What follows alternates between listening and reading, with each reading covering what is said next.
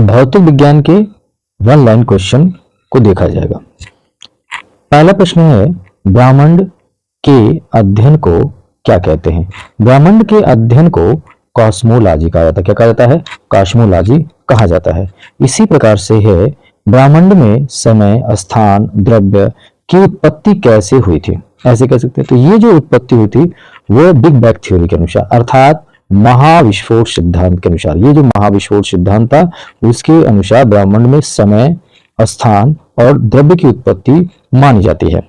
अब समझा जाएगा, प्रकाश की चाल कितनी होती है? प्रकाश की चाल 3 लाख किमी प्रति सेकेंड होती है। कितना हो जाता है? 3 लाख किमी प्रति सेकेंड होता है।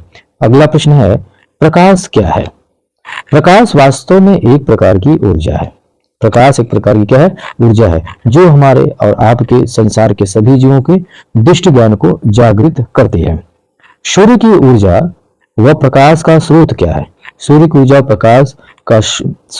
और प्रकाश स्रोत क्या है? यानी ऐसे कह सकते हैं, सूर्य की ऊर्जा और प्रकाश स्रोत का कारण क्या है?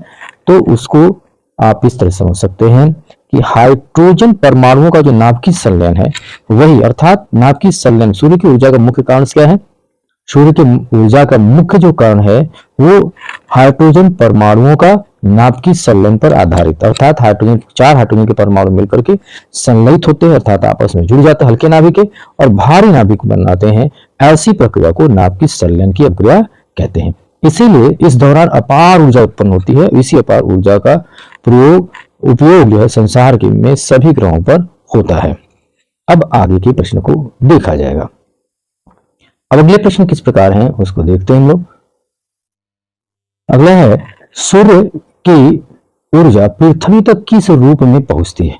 कह रहा किस रूप में पहुंचती है? तो आपको करना क्या है, वो विद्युत चुंबकीय तरंगों के रूप में पहुंचती है। क्योंकि विद्युत चुंबकीय तरंगों के लिए माध्यम की आवश्यकता नहीं होती। ये जो विद्युत चुंबकीय तरंगें होती है, ये विद्युत तरंग और चुंबकीय दो तरंगों से मिलकर क्या होती है?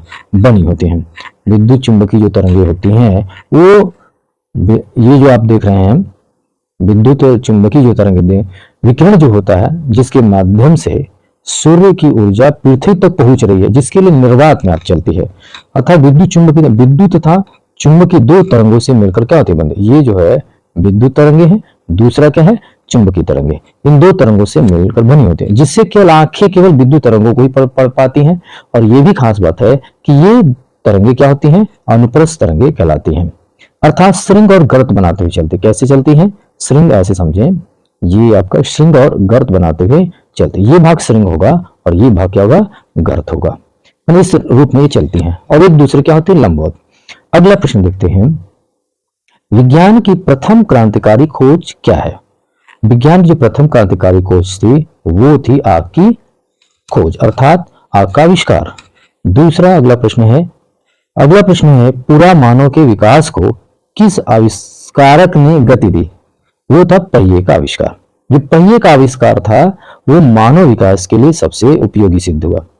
अब आगे प्रश्न, अगला प्रश्न है, अगले प्रश्न को देखा जाए। अगला प्रश्न आपका है, विश्व में प्रथम औद्योगिक क्रांति कहां हुई? वह किन आविष्कारकों का इसमें विशेष योगदान रहा? तो सबसे बड़ी बात यह है, औद्योगिक क्रांति कहां हुई थी? इंग्लैंड में हुई थी। लेकिन इसमें योगदान किसका था? पावरलूम, ऐसे किस कह सकते हैं, पावरलूम का था, ठीक है। और भाप के इंजन का आविष्कार, अर्थात इस तरह समझ लें, इसको मैं घेर दे रहा हूं, पावरलूम और भाप के इंजन का आविष्कार जो था ये सबसे मुख्य आविष्कारों में से था और इंग्लैंड में इसका प्रारंभ, औद्योगिक क्रांति इंग्लैंड से प्रारंभ हुई थी।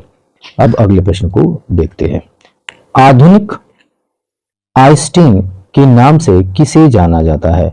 आधुनिक आइंस्टीन के नाम से किसे जाना जाता है? वो वैज्ञानिक कौन थे? स्टीफन हॉकिंस, विलियम हॉकिंस थे। ये कौन थे? स्टीफन विलियम हॉकिंस थे। अगला प्रश्न है, ब्रह्मांड में सर्वाधिक पाया जाने वाला पदार्थ क्या है? Dark matter. कौन सा होता है? Dark matter. अगला प्रश्न है, प्रकृति में सबसे मजबूत बल कौन सा होता है? यानी प्रकृति में सबसे मजबूत बल कौन सा होता है? तो आपको पता होना चाहिए, नाभिकीय बल। नाभिकीय बल होता है सबसे मजबूत बल। अगला है प्रश्न है, नाभिकीय बल के अलावा आइंस्टीन की सबसे महान खोज कौन सी थी? तो आपका जवाब क्या होना चाहिए? सापेक्षता का सिद्धांत। कौन सा होना चाहिए? सापेक्षता का सिद्धांत। अब अगला प्रश्न है, आइंस्टीन को नोबेल पुरस्कार या अवार्ड किस रूप में मिला था? किस खोज के लिए, किसकी व्याख्या के लिए मिला था? तो आपका जवाब होना चाहिए प्रकाश वैद्युत प्रभाव के लिए। इन प्रकाश वैद्युत प्रभाव की व्याख्या के लिए आइंस्टीन को नोबेल पुरस्कार दिया गया था। लेकिन सापेक्षता का सिद्धांत इनका सबसे महत्वपूर्ण था। लेकिन जिस समय सापेक्षता के सिद्धांत को खोजा था उस समय इसकी महत्ता को लोग नहीं समझते थे, इसलिए इस पर नोबेल पुरस्कार नहीं मिला। लेकिन नोबेल पुरस्कार जो मिला उनको प्रकाश वैद्युत प्रभाव के लिए मिला। अब आगे प्रश्न देखते हैं, भारत के प्रथम शोध संस्थान का नाम क्या था? भारत के प्रथम शोध संस्थान का नाम क्या था? Indian association for the cultivation of the science था। अगला प्रश्न है, सर्वप्रथम किसने परमाणु सिद्धांत प्रस्तुत किया था? वो आपके थे कणाद ऋषि। कौन से थे? कणाद ऋषि थे। इस तरह से मैं घेर दे रहा हूं, कौन से थे? कणाद ऋषि थे। अब अगला प्रश्न है, कणाद की पुस्तक का क्या नाम था? मैंने क्या नाम है? तो क्या नाम है? वैशेषिक सूत्र। कौन सा था? वैशेषिक सूत्र था। रासायनिक परिवर्तन का विचार सर्वप्रथम किसने दिया था? तो जवाब आपको क्या होना चाहिए? कणाद ऋषि ने दिया था। ठीक है, आगे बात समझते हैं, प्रकाश और ध्वनि के गमन में क्या अंतर है? तो प्रकाश बिना माध्यम के गति कर सकता है, जबकि अगर बात करें तो प्रकाश बिना माध्यम की गति कर सकता है, जबकि ध्वनि जो है, ध्वनि को माध्यम की आवश्यकता, अर्थात ध्वनि को चलने के लिए माध्यम की आवश्यकता होती है। इसीलिए पृथ्वी पर बोलना संभव है। यानी कह सकते हैं पृथ्वी पर बोलना संभव है, यानी एक दूसरी बात सुनाई देगी। लेकिन चंद्रमा पर ऐसी बातें नहीं है, चंद्रमा पर ऐसा संभव नहीं है, कह सकते हैं। अब आगे समझिएगा, आगे है, इन्हें समझ लीजिए कि प्रकाश बिना माध्यम के चलता है। प्रकाश जो होता है बिना माध्यम की गति करता है, कर सकता है, जबकि ध्वनि के लिए माध्यम की आवश्यकता होती है। आगे के प्रश्न को देखते हैं। आगे है, सूर्य ग्रहण चंद्र ग्रहण के सिद्धांत का प्रतिपादन किसने किया था? तो आपका जवाब क्या होना चाहिए? आर्यभट्ट ने दिया था। किसने दिया था? आर्यभट्ट ने दिया था। अब आगे के प्रश्नों को देखते हैं। आगे का प्रश्न है इस प्रकार से, आगे प्रश्न है, भारत द्वारा, अगला प्रश्न है, भारत द्वारा छोड़े गए प्रथम उपग्रह का नाम क्या था? तो आपका जवाब क्या होना चाहिए? आर्यभट्ट था। क्या नाम था? आर्यभट्ट था। आगे का है, द्रव्यमान संरक्षण का सिद्धांत किसने दिया था? तो ये सिद्धांत लेवाइशिए ने दिया था। ऐसे ही सिद्धांत व्युत्क्रमणपात का नियम का है, इसी प्रकार से गुरुत्वानुपात का नियम है। इस तरह का है, विज्ञान में अचानक हो जाने वाले खोजों को क्या कहते हैं? सीरेंडिपिटी कहते हैं, सीरेंडिपिटी कहते हैं। अगला प्रश्न है, वैज्ञानिक विधि के प्रतिपादक कौन थे? तो आपका जवाब होना चाहिए गैलीलियो फ्रांसीसी बेकन थे। कौन थे? गैलीलियो फ्रांसीसी बेकन थे। अब अगला प्रश्न देखते हैं हम लोग।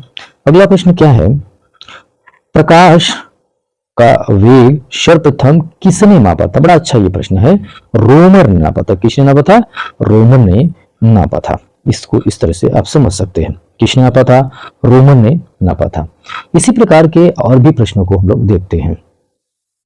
अगला प्रश्न है, प्रकाश के वेग से गतिमान किसी आकाशीय पिंड की लंबाई व द्रव्यमान क्या होगा? क्या कह रहा है? प्रकाश के वेग से गतिमान किसी आकाशीय पिंड की लंबाई व द्रव्यमान क्या होगा? तो आपका जवाब होना चाहिए लंबाई शून्य। लंबाई क्या होना चाहिए? शून्य। द्रव्यमान क्या होना चाहिए? अनंत।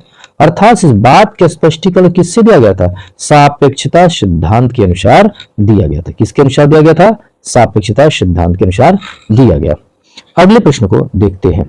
सर्वप्रथम किसने कहा कि पृथ्वी गोल है वह अपनी धुरी यानी एक्सिस पर घूमती रहे, जिससे दिन व रात होते हैं? ये बात किसने बताई थी? आर्यभट्ट ने बताई थी। किसने बताया? आर्यभट्ट ने बताया। अगला प्रश्न है, भाप अर्थात स्टीम इंजन ऊष्मागतिकी अर्थात थर्मोडायनेमिक्स के सिद्धांत पर कार्य करता है। ठीक है ना? ये बात ऐसे कह सकते हैं, जो भाप इंजन है ऊष्मागतिकी, भाप इंजन ऊष्मागतिकी के सिद्धांत पर कार्य करता है। ये बात नॉर्मली रूप से कहा जाता है। ऊष्मागतिकी सिद्धांत पे, अब ऊष्मागतिकी सिद्धांत कई प्रकार का ऊष्मागतिकी सिद्धांत, ठीक है, प्रथम नियम है, द्वितीय नियम है, तृतीय है, ठीक है, शून्य का भी नियम है। इस प्रकार के नियम दिए गए हैं। आगे नए प्रश्न को लेते हैं। अगला प्रश्न है परमाणु भट्ठी, देख रहे हैं विखंडन के, परमाणु भट्ठी में जो नाभिकीय विखंडन के सिद्धांत पर कार्य करती है, जो परमाणु भट्ठी होती है वो नाभिकीय विखंडन पे का सिद्धांत पे कार्य करती है। यानी ऐसे कह सकते परमाणु भट्ठी किस सिद्धांत पे काम करती है, तो आपका जवाब क्या होना चाहिए, नाभिकीय विखंडन। परमाणु भट्ठी किस सिद्धांत पे काम करती है, तो आप इस तरह से कह सकते हैं नाभिकीय विखंडन के सिद्धांत पर कार्य करती है। इसको ऐसे कह सकते हैं, जैसे मैं जनरली इस प्रकार से घेर दे रहा हूं, आप देखिए ये नाभिकीय विखंडन के सिद्धांत पे कार्य करती है। आगे है रेडियो दूरदर्शन, ठीक है, रेडियो दूरदर्शन किस सिद्धांत पे कार्य करते हैं, तो विद्युत चुंबकीय सिद्धांत के संचरण के सिद्धांत पे काम करते हैं। जो रेडियो दूरदर्शन होते हैं वो विद्युत चुंबकीय तरंगों, जो विद्युत चुंबकीय तरंगों के संचरण के सिद्धांत पर कार्य करते हैं। अब आगे समझा जाएगा। कंप्यूटर के आंकिक तर्क, डिजिटल लॉजिक वैद्युत परिपथ के सिद्धांत पर कार्य करता है। जो कंप्यूटर का आंकिक तर्क सिद्धांत होता है, जो तो इसमें गणितीय सिद्धांत है, ये सब किस पे काम करते हैं, वैद्युत परिपथ के सिद्धांत पे। किस सिद्धांत पे काम कर रहा है, ये देखिए वैद्युत परिपथ के सिद्धांत पर काम करता है। अब आगे का प्रश्न उठा लेते हैं हम लोग। विद्युत जनरेटर जो है किस सिद्धांत पे काम करता है, जवाब करना चाहिए विद्युत चुंबकीय प्रेरण सिद्धांत पे कार्य करता है। यानी ऐसे समझिएगा विद्युत जो जनरेटर है, ये विद्युत जनरेटर किस सिद्धांत पे काम करता है, विद्युत चुंबकीय प्रेरण के सिद्धांत पर कार्य करता है, ऐसे कह सकते। अगला है वायुयान जो है वो किस सिद्धांत पे उड़ता है, किस सिद्धांत पे कार्य करता है, तो बर्नौली के द्रव गतिकी सिद्धांत के आधार पर काम करता है। जो बर्नौली का द्रव गतिकी सिद्धांत है उसी सिद्धांत पर वायुयान क्या करता है, काम करता है। इसीलिए उसकी आकृति भी वायुयान की वैसी बनाई जाती है, जिसके कारण से नीचे का दाब बढ़ जाए, ऊपर का दाब कम हो जाए और वायुयान आसानी से उड़ सके। अब अगला प्रश्न लेते हैं, रॉकेट का प्रक्षेपण सिद्धांत। जो रॉकेट का प्रक्षेपण सिद्धांत है किस पर काम करता है, तो जवाब होना चाहिए आपका न्यूटन के सिद्धांत पर। किसके सिद्धांत पे काम करता है, न्यूटन के सिद्धांत पर। रॉकेट का जो प्रक्षेपण सिद्धांत है किस पे काम करता है, जवाब करना चाहिए न्यूटन के सिद्धांत पर, अर्थात क्रिया प्रतिक्रिया के आधार पर काम करता है। आप ऐसे समझो, ये रॉकेट की आकृति हो गई, पीछे से आपका इससे ईंधन जलता है और ये आगे की तरफ क्या होता है, भागता है, तो क्रिया पीछे की तरफ होगी, क्रिया जो वर्किंग इसकी पीछे की तरफ, और प्रतिक्रिया क्या होती है, आगे की तरफ काम करती है, जिसकी वजह से आसानी से वायुयान आगे की तरफ भागता है। अब आगे प्रश्न है जल विद्युत, क्या है, जल विद्युत का उत्पादन, ठीक है, जल विद्युत का जो उत्पादन है वो किस पे काम करता है, गुरुत्वीय स्थितिज ऊर्जा और ऊर्जा संरक्षण के सिद्धांत पर कार्यरत है, मतलब कार्य कर आधार पर कार्यरत है। इसमें विद्युत ऊर्जा में परिवर्तन के सिद्धांत पर क्या होता है, आधारित है, ऐसा कहेंगे।